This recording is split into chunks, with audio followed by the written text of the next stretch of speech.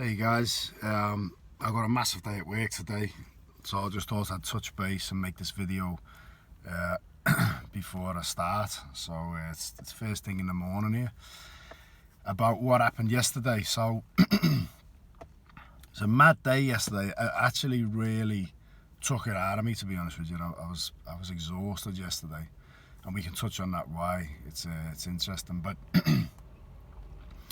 Basically, I turned up yesterday, and the sheriff who was there was two sheriffs there. One of them has been there for my mention, and I gave him my exemption. And the police officers that arrested me were in the courtroom, and they'd all had a chat before we went ahead. And the sheriff come out and he said, "You're gonna have to put a mask on." So I said, "I can't wear a mask." I said, "That's what I'm here for." And I said, "Have you got an exemption?" So I said, "Yeah, there's my exemption." He said, "I can't accept that exemption." I said, "You've accepted this exemption last time I was here."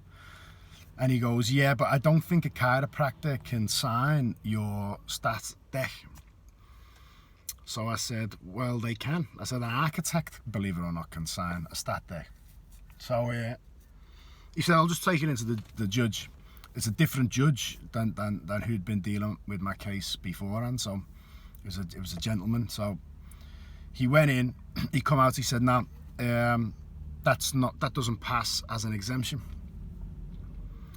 So I thought on, and I thought in my some of my files in the car, I've got the part to the stat dec which states that a chiropractor can actually sign the stat dec. So I went and got that. Took it back to the sheriff. The sheriff takes it into the courtroom, and they're in there for a while. They're having a chat, and he comes out and he goes, "No, he's still not accepting that as an exemption." So I said, "So what happens now?" And they said, "Well, you either have to wear a mask to come in, or they will go ahead without you, and it's as if you never turned up. Okay, it's as if you never turned up on site." So I said, "But I'm here." And he said, "Yeah, but that's the way it is."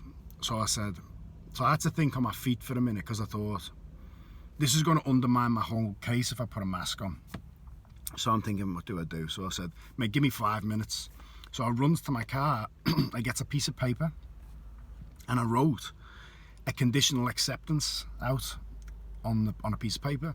So I wrote on the piece of paper that I will accept wearing a mask on the conditions that if I suffer with migraines over the next few days and I have loss of earnings, you'll cover the cost of my loss of earnings. If I have a panic attack or an anxiety attack, you're fully responsible. And I signed and dated it, and then I gave him an opportunity to sign and date it. So I went back, I said, "Give that to the judge." So he went back in, he shut the doors, and I thought, let's see where this goes. I mean, this is interesting. They're playing games straight from the get-go. And it's really interesting because I'm outside. There's two sheriffs in there, the two police officers that arrested me. The judge is in there. You've got two office hands in there, and they're all basically trying to get me to catch me out. It's like a game of chess. And I've heard on on some of the other podcasts that I listen to, they say the system is a great system, believe it or not, but the people who operate in it manipulate it. And he said it's literally like playing a game, and they keep changing the rules. And now I take my responsibility in this as well, because I've tried to learn the basics, but there's a lot to learn. And if I was to be totally honest with you, it's just not what I want to do with my life. You know what I mean? I want to just help people. I want to just do, you know what I mean? And it takes a lot of time, you know what I mean? And that's not an excuse. I still should have put more of the work in, but long story short. So I'll tell you what I'm up to. So anyway, goes in, comes out, and it worked. The conditional acceptance worked. They said, "Okay, we're going to let you in." So now I goes in. They say approach the microphone, and the judge said to me, are you Nicholas David Giannessi? I said, I'm the man who's been known to answer to that name. He said, well, that's not what I'm after. I want Nicholas David Giannessi. This is called joinder, okay? So if you don't understand this, when you're born, there's a paper entity, they call it a straw man, that is created, which is a dead fiction. It is a corpse oration, okay? It's traded in your name. Then there's the flesh and blood you, which is me who's talking now, okay?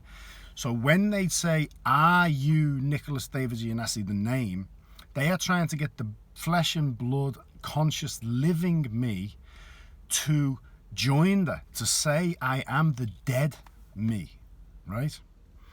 And when I said I'm the man who's been known to answer to that name, that means that I'm not joined into my name.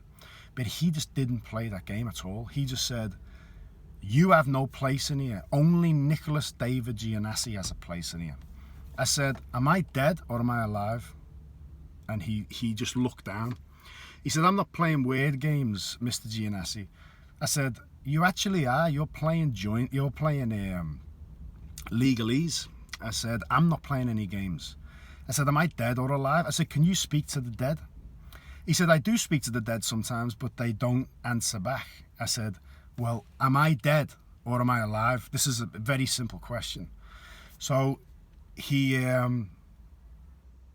then he said to me, he said, if you don't, he said, I can't remember what he said. He said something like, if you interrupt me again or something like that, I'm going to get you escorted out. Do you understand? Okay, this is another trick. Do you stand under me? That's what understand means in legalese.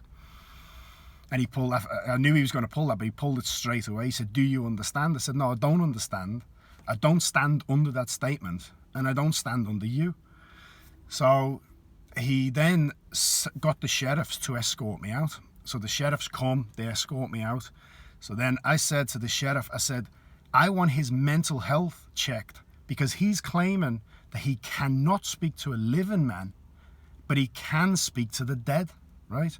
So they threw me out, shut the doors, and then the sheriff comes out and the sheriff shouts, Nicholas David Giannessi, Nicholas David Giannessi, 3 times, right? So this is what they're doing is they're shouting out, are you here, Nicholas David Giannessi? And they do it 3 times, which is biblical, okay?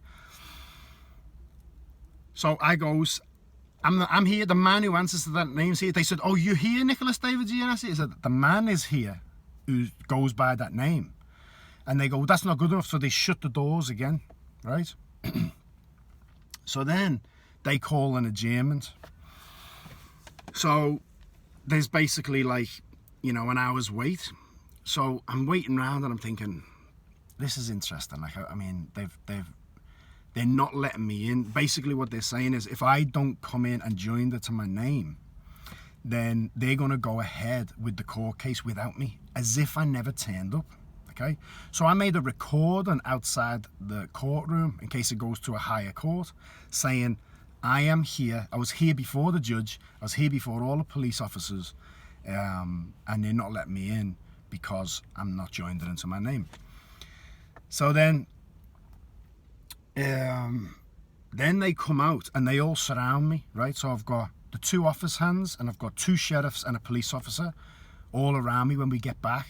I'll tell you a little story first, actually. When I'm sitting outside, and I think this was like a massive insight I got. When we were sitting outside, they all had a little bit of a break. And there was the 2 sheriffs next to me who were being real arseholes, to be honest with you. Just one of them was just a slimy little bugger. He was all right. He's obviously suffering, and I've got compassion for him. But he kept on like trying to like make out that I'm gonna go nowhere. You're gonna have a very interesting day today, mate. And he was just giving me and then he was trying to give me advice. This, that, and the other. I said, mate, are you allowed to give me advice? And he said, no, actually, I'm not. I said, well, stop talking then. So, but him and this other sheriff were talking to the lawyer that was representing the police officers that arrested me, right? And I'm listening. They're probably about 3-4 meters away from me. They're on one side of the door. I'm on the other side of the door. I'm just sitting there. And they're talking so I can hear them, and they're saying, you know, so many people believe there shouldn't be a law, a law system, which is not what I believe, actually. I believe there should be. I think that it's very important that there's a system in place.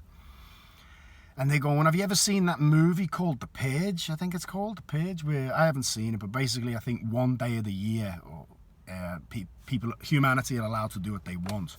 And because they're allowed to do what they want with no law, they do horrific things, right? Another Hollywood predictive program and bullshit movie. And it's like a really violent movie. They go around looting, hitting people and all the rest of it, with masks on, obviously. And these police officers are going, have you seen that movie? That's exactly what it'd be like. That's exactly what it'd be like. You know, people are just like, and he starts going on about how people are just lost, and if there wasn't police, the world would be a bad place and all this stuff. And I'm just listening, and I said, excuse me? I said, I went traveling around this country for 2.5 years. I said, and me, my wife, and my son, we never met one bad person. And they said, oh, really? I said, people are good. And they said, yeah, but you don't realise the people that we deal with. And I had compassion for that, because they obviously, I can imagine that they do see the worst of the worst. And I said, yeah, I understand that. I said, but, you know, you are actually dealing with a small percentage of the population. I said, people are good. So that's like the mentality of the people that work in this system. And I get it. I'm not being not compassionate to them. It was a good lesson for me. But anyway, when the court was about to open up again, I had the guy who arrested me, the 2 sheriffs, and the 2 court hands surround me, literally stand around me and say, they shouted Nicholas Giannassi 3 times again, Nicholas David Giannassi, and they said, you're either going to join to the name, you're either going to say you're that name, or we're going ahead without you. You're not going to get a hearing. So at this point, I'm thinking, they've sort of checkmated me, in my opinion. But then I'm thinking, the actual event that took place, I didn't join it to my name, okay? And the officer that arrested me, he acknowledged on his body-worn camera that I was a living man. So I said, okay, I'll go in. I'm Nicholas David Giannassi. And I thought, I'll just get the hearing. Otherwise, they're going to throw the book at me, and I can't do anything about it. So I goes in. I gave he gave his evidence, and the whole dynamic in there is weird, right? Because the guy who arrested me, he's a big man, right? He's probably 6'2", 6'3", and he's a unit, big boy. But when he addresses the bench, right, he's literally like a child scared of the judge, right? He's like quivering, and every time he gets asked a question, he's like, yes, Your Honour, yes, Your Honour. It's just like, you know, a 45-year-old guy who's just gone to school and then just been programmed to be a police officer, and then now, and he's just like a nervous wreck in there in front of the judge. Because even when I was outside, I said to the sheriff, I said, what's the judge's name? And they said, who, Your Honour? I said, well, you call him Your Honour. I said, well, what's his name? And they said, oh, we don't know his first name. It's Mr. something or other. So I was like, okay. So anyway, it's a weird setup in there. And it's also on an energetic level. It's weird because obviously the courtroom's dark. It's a really dark, dingy place. And you've basically got, like, there was like 8 people in there who were all plotting against me. Best way to try and get me guilty, basically. Which I knew I was in for, but it's still on an energetic level. It's still taxing, do you know what I mean? Like, I got a lot of insight into just when people are stressed on a daily basis, just how taxing it is on your physical, mental and emotional health. And I was and every chance I got, I was taking my shoes off, my thongs off, and I was leaning on the tree outside, like I was just grounding on the tree, put my feet on the earth, and I was breathing. And so, you know, even though I was all right, to some degree, it still was very taxing on the body. When I got home after it, I honestly felt like I'd been ran over or just been beat up. And that's not a physical thing. It's pure energetic, which just, you know, it shows it is taxing. So anyway, I got up, we watched the body worn camera footage, but at this point, the judge just completely didn't acknowledge, because I joined it with my name, that I had any legs to stand on. So even when he was saying I've gone against the Public Health Act, I said, where's my name on that act? I said, I'm not in receipt of a public health order. He said, well, it says everyone. I said, am I everyone? And he goes, well, he just literally didn't even acknowledge it. He said, well, everyone is everyone. And then he kept referring as a person. I said, where am I a person? I'm a man. But it didn't really have a leg to stand on because I joined it to my name. So this is something that I want to speak to the people who helped me out, because they said to me the first mistake people make is they say they are the name. But my situation was they wouldn't let me in without, it was as if I wasn't there. And so that was where they caught me out. So to keep this video short, you know, I spoke. Then the gentleman spoke, and then it was up to the judge, then the police officer, then it was up to the judge. The judge read out the whole event on his book. It was like literally painful. It went on for like 45 minutes. Everyone in there's nearly fallen asleep. And then I even thought about, like, I know a couple of men who are a couple of good friends of mine that are becoming lawyers, and I thought to myself, these are great people, by the way, who'll probably do great things in the world, but you know, it pays a good job and what have you, but it is the most boring job. It's just like soul destroying being in there, you know. Anyway, he basically finds me guilty, long story short. Now he says to me, Mr. Giannassi, the penalty for this is $11,000 or jail time or a combination of both, right? So he then said to me, so what do you think the sentence should be? I said, well, first off, there's no victim, okay? I've caused absolutely no loss or damage to anyone. I said, so where do you get, so I'm not going to go to prison, am I? I've got a family. He said, you'd be surprised, Mr. Giannassi, some people do choose prison. I said, well, I'm not. I said, $11,000? I said, there's no victim here. He said, that's a good point, there's no victim. I said, well, why don't we call it $20? And he said, well, we're not going to call it $20. We'll call it $500. And then he said, and something else. And I said, what's that mean? And he said, it means you got a criminal record. So I said, how have I got a criminal record? I said, there's no victim here. This is not, I haven't hurt anybody. So he goes, we need to make an example of you, Mr. Giannassi, so that other people don't try and do what you're doing. So I said, oh, is that right, is it? So I said, can I challenge my criminal record? And he said, yeah. He said, you can. You got 28 days. So then he starts telling me how I need to become a citizen because they're deporting a lot of people, even though I'm a permanent resident. He starts going down that road, which is totally out.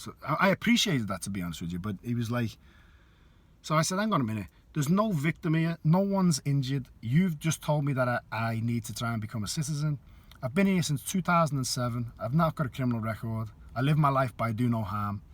I said, and you're telling me that to become a citizen is important, and now you give me a criminal record, which would probably make that more difficult. And he said, yeah. So, long story short, it was over. I stood up and I walked over to the police officer that arrested me, and I said to him, I said, I wish you all the best. I said, I mean that. And he shook my hand. Troy, it was nice of him. He was being all right, actually. And then that was it. It was over. So basically, as it stands, I've got another court hearing in June for the two of the fines, which is $1,000 for not giving my particulars and $500 for not wearing a mask. So all up, it's $2,000.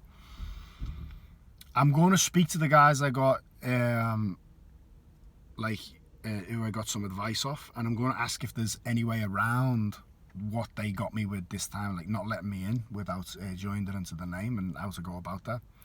But in all honesty, right now, and things might change, I just want to focus on what I'm doing. I just want to focus on helping people and my spiritual practice. So you know, the chances are where I am right now, I'm probably just going to pay the fines. Okay, so all up, I owe $2,000 in fines, and I'm going to challenge my criminal record. I can't believe they've given me a criminal record. I might even get a solicitor for that, because with a solicitor, I might just get the solicitor to character reference me, basically saying, you know,